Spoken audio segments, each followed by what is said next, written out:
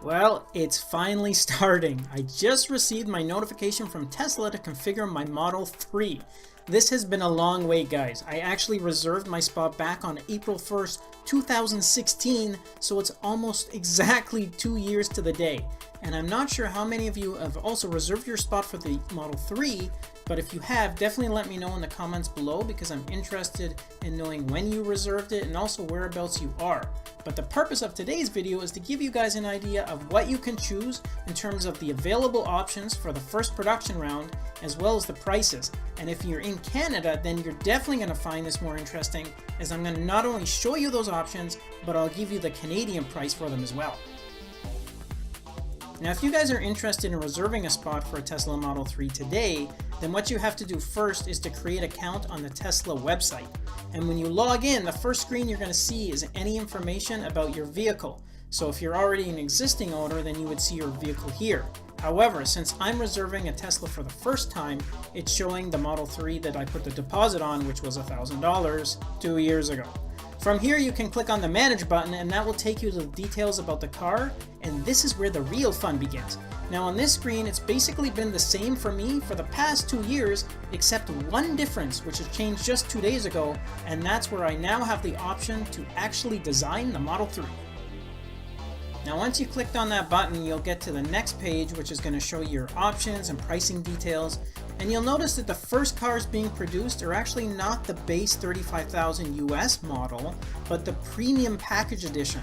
And the reason why Tesla is doing it this way is because they need to basically start bringing in cash flow for the investments that they put into this, and the premium edition is going to have much higher margins for them to be able to recoup those costs, as well as to ramp up those production lines even further. Now on the right hand side, you can see that if I did want to stay with the base version, I would actually have to wait until 2019 before I can order it. And if I want the all-wheel drive version, then I'd have to wait until mid-2018, which is basically 2 or 3 months away. And if I want to wait for either one of those options, then I can simply select the Hold My Position button, and then Tesla will notify me again once those options are available. Alright, so let's assume I want the premium rear-wheel drive option that's shown here. I can actually start to configure it immediately by clicking on the Getting Started button. So let's do that now. So the first options we have to choose from are our paint color, and there's actually 6 different colors to choose from. Now there is no extra price if you decide to pick the black color, but any other color is a $1,300 upgrade. So I'm just curious, what color do you guys like best in the Model 3? I was actually going to pick the silver metallic, but my current car is already silver, so I'm actually going to go with the blue. Anyways, once you've chosen the color, you can select your wheels, and the standard is the 18-inch Aero wheels, but they also offer really nice 19-inch sports wheels for another $2,000. However, I'm probably going to stick with the Aeros to start, and then maybe upgrade to a custom set of wheels in the future. Now the other item you'll notice at the bottom is that if I order the car today, it's actually going to come within the next 4 to 8 weeks, which isn't bad. You have to remember that Tesla does not follow the standard dealership structure, so there aren't actually any vehicles on site to purchase. At Tesla, I call them showrooms. Everything is custom ordered and shipped directly from California, so yes, you have to wait a little bit longer for them to arrive, but this applies to all Tesla vehicles, the Model S, the Model X, but it's fully customizable to your own personal taste. Alright, so moving along, once we click on the next button, there basically aren't any options here because, as I said, the first production release only comes with premium upgrades, meaning the larger battery pack is automatically included. And as I said, only the rear-wheel drive version is being produced right now. I was actually going to order the larger battery pack anyways because that's the one that gives you 500 kilometers of range. So this page really is more just for information purposes than actually giving you an option. You'll also notice at the bottom there that if you get the larger battery pack, you also gain half a second in performance, so that actually equates to 5.4 seconds for a 0 to 100 km/h rating, and that's very respectable, so I'm pretty happy with those numbers as well. Alright, next is the interior, and again, there's basically no options here because the car has automatically been assigned that premium package, which is another $6,600. Now all the features are listed here on the right hand side, but the best items for me have to be those heated seats.